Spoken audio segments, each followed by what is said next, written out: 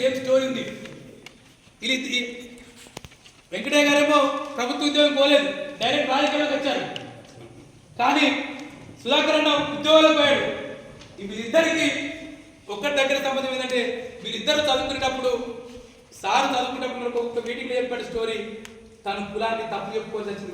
Room ఉండాలంటే, తన దోస్తులతో ఉండాలంటే నేను దళితులని చెప్తే, నేను మాలా అని చెప్తే, నేను మాదిగా అని చెప్తే రూమ్ చేయాలని భయాందోళనతోటి సారు దుబ్బాకలో నేను వేరే కులం చెప్పుకొని ఉండాల్సి చదువుకోవాల్సి వచ్చింది. అక్కడ ఇంటర్మీడియట్ డిగ్రీ వెంకటయ్య చదువుతున్నారు. సేమ్ సుధాకర్ అన్న తను ఉద్యోగం చేస్తున్నాడు. నారాయణఖేడ్ అంటే ఈ జిల్లాలో, ఉమ్మడి జిల్లాలో కులమైన ఒక విషయం కౌగిలి, ఒక విషయం నాకు కాటేసే నారాయణఖేడ్లో అక్కడ రూమ్లో నీదేం కులం అంటే నేను తెలుగులం అని చెప్పుకోవాల్సిన దుస్థితికి రాజ్యాంగం వచ్చింది. చదువుకున్నాము. ఒక రెవెన్యూ ఇన్స్పెక్టర్ అన్న ముందుగల ఒక రెవెన్యూ ఇన్స్పెక్టర్గా మండలాఫీసులో పనిచేసే ఇన్స్పెక్టర్ తన కులాన్ని చెప్పుకోలేని పరిస్థితి, కులం చెప్పుకుంటే ఇల్లుమని పరిస్థితి. అందుకే వాళ్ళ రాజ్యాంగాన్ని ఇట్లా సెలబ్రేట్ చేసుకోవాలి. ఇది సక్సెస్. ఈ రాజ్యాంగం లేకపోతే వీళ్ళు ఎవరు లేరు. ఉన్నామా? ఎవరైనా గుండె మీద చేసుకుని చెప్పండి, బాబాసాహెబ్ లేకుండా, రాజ్యాంగం లేకుండా మేము ఉన్నామంటే మీతో మేము చర్చకు సిద్ధం, మేము రెడీ సిద్ధం. ఇవాళ బిడ్డలకి, ఇవాళ అంబేద్కర్ బిడ్డలుగా, మహాత్మా జ్యోతిరావు బిడ్డలుగా ఈ కార్యక్రమాన్ని మనం స్వీకరించాం. వాళ్ళ వారసత్వాన్ని స్వీకరించాం. ఆ పే బ్యాక్ సొసైటీలో భాగంగా సుధాకర్ అన్న మమ్మల్ని వెంటాడుతాడు. మేము రకరకాల పనులు ఉంటాం. కానీ భారత రాజ్యాంగం దినోత్సవం వచ్చిందంటే, నవంబర్ వచ్చిందంటే నవంబర్ 1 నుంచే మమ్మల్ని వెంటాడి ఏంది మన మెదక్ సంగతి అని. ఇది 15వ ప్రోగ్రాం అనుకుంటా. చాలా మంది గెస్ట్ వచ్చి ఇక్కడికి ప్రొఫెసర్ లింబాద్రి గారు వచ్చారు, ప్రొఫెసర్ సుదర్శన్ గారు వచ్చారు, సీనియర్ దళిత నాయకులు జేబీ రాజు గారు వచ్చారు.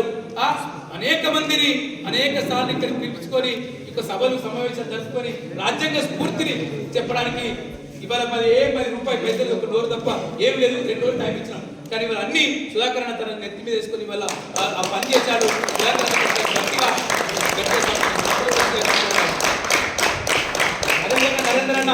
నరేంద్ర అన్న కూడా ఒక బీసీ సామాజిక వర్గం నుంచి వచ్చాడు. అదృష్టం బాగుంటే ఇక్కడికి ఎమ్మెల్యే రావాలి మనకి. జస్ట్ మిస్ అయిపోయింది. లేకపోతే రోహిత్ రావు ఫేస్ లో నరేంద్ర అన్న ఉండే.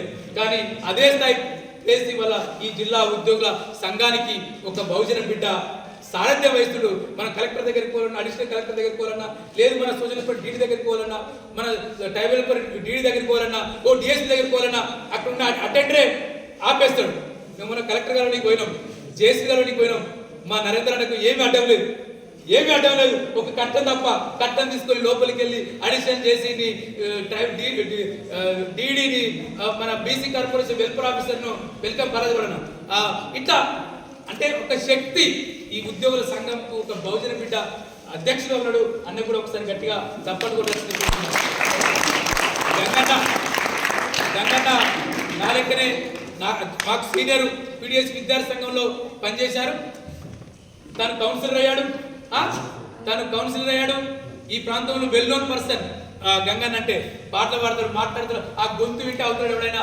దేవేంద్ర కూడా గడగడకి అన్నతో చర్చలు రావాల్సిందే. వచ్చిన సందర్భాలు ఇక్కడ ఉన్న పరిస్థితి ఉంది. అట్లా అన్నకు వెల్కమ్. అదేవిధంగా మా దేవరాజు అన్న ఇంతకుముందు చెప్పినగా పరిచయం. ఆ పొన్నం కంటే ఈ పొన్నం చాలా పెద్ద నాయకుడు.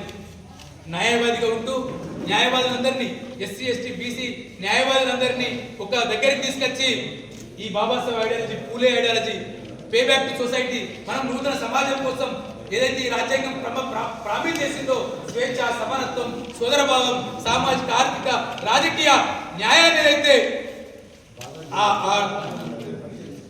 కూర్చోవాలి ఆ రాజ్యాంగం ప్రామిస్ చేసిందో, ఆ రాజ్యాంగం ప్రామిస్ చేసిన ఆ సిద్ధాంతాన్ని మోస్తున్న దేవరాజు అన్నకు ఒకసారి గట్టిగా హైకోర్టు న్యాయవాది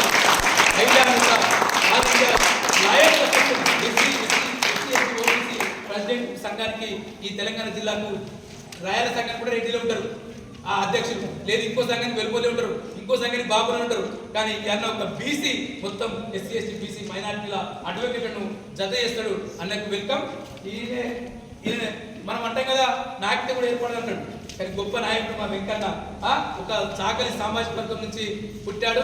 మా దుబ్బాక నియోజకవర్గంలో నియోజకవర్గంలో రాజపూర్లో ఆ ప్రాంతంలో మా దుబ్బాక అంటే దొమ్మాట అంటే దొరల చెప్పుల కింద నలిగిన మా గ్రామాలు. అటువంటి గ్రామాలను నక్సలైట్లుగా మారి మేమందరం నక్సలైట్ ఒకప్పుడు. ఇప్పుడు ఈ పని చేస్తా ఉన్నాం. తుపాకులు చేత పట్టుకొని మా అన్న వెంకన్న చూస్తే అంటున్నాడు కదా, ఆయన ఇంటికి ఎప్పుడు ఆయన ఊరికి పోతే 100 మంది, మీ ఊరి దొరకు కరణం రామచంద్రరావు ఇంటికి ఎంతమంది వస్తారో సాకలి వెంకన్న ఇంటికి అంతమంది వస్తారు. అట్లా అంత పెద్ద నాయకుడి వల్ల మన మధ్య ఉన్నాడు. వెంకన్నకు వెల్కమ్, స్వాగతం. కాదు, ఈ ప్రాంతంలో ఇదే మెదక్ గడ్డ నార్సింగ్ మండలం నర్సంపల్లి గ్రామంలో పుట్టాడు బాలరాజు గౌడ్ అన్న. ఈ ప్రాంతంలో ధననాయకుడు పనిచేశాడు. ఈ ప్రాంతంలో ధననాయకుడు పనిచేసి అనేక మంది దోపిడీదారులను, గొల్ల పెంపదారులకు, అటవీ అధికారుల వేదికల నుంచి కాపాడాడు, జీతాలకు కూలీలు పెంచాడు. ఇట్లా మా బాలరాజు అన్నకు థ్యాంక్ యూ. నాకు మేడం గురించి తెలియదు కానీ వాళ్ళకి